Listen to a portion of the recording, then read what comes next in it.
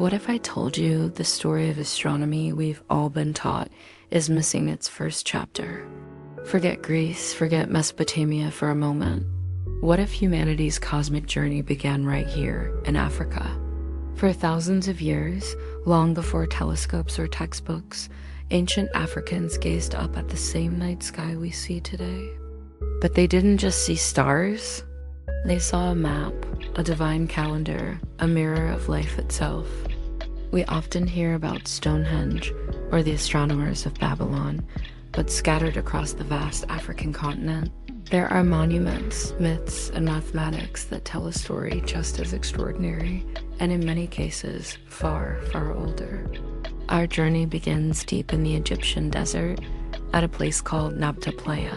Here, stone circles, which predate even the Great Pyramids, were meticulously aligned to mark the summer solstice. This wasn't just a pile of rocks. It was a sophisticated calendar, tracking the life-giving flood cycles of the Nile and syncing human life with the rhythm of the cosmos. Think about that. Thousands of years before Europe's so-called first astronomers, African stargazers were already decoding the universe's grand design. Now, let's travel west to Mali, home of the Dogon people.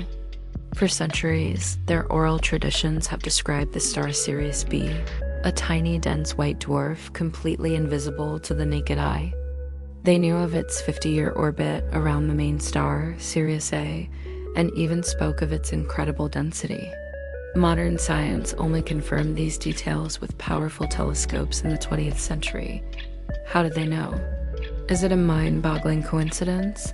Or is it evidence of an ancient, advanced wisdom we are only now beginning to appreciate? But African astronomy was never just about cold, hard measurements. It was about meaning. The stars were storytellers. They were the original GPS, guiding travelers across vast deserts and trackless oceans. They were the celestial clock that marked the time for harvests, births, and sacred ceremonies. Each constellation wasn't just a random pattern of light. It was a living reflection of ancestry, cosmic balance, and divine order. The sky wasn't a distant, empty void.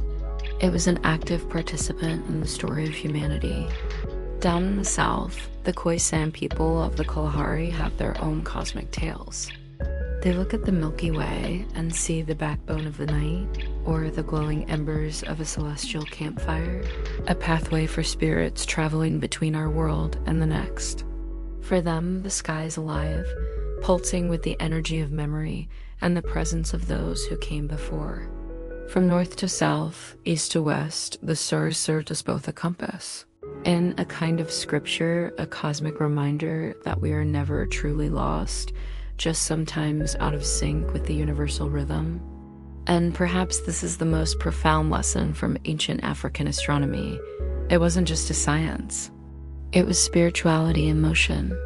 It taught that the heavens are not separate from us, but a part of us. They speak to us, guide us, and remind us that every single heartbeat on Earth echoes the pulse of a distant star.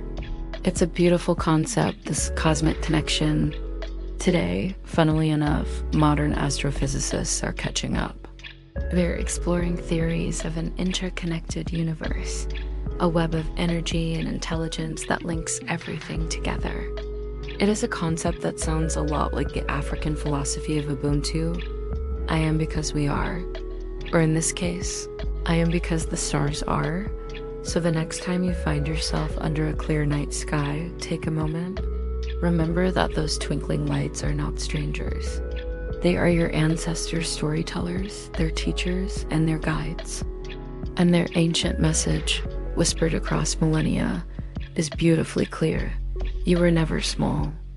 You were born of stardust, and you carry their cosmic wisdom within you, always. Thank you so much for joining me on this journey. If you found this as fascinating as I do, please hit that like button and subscribe for more hidden histories. See you next time.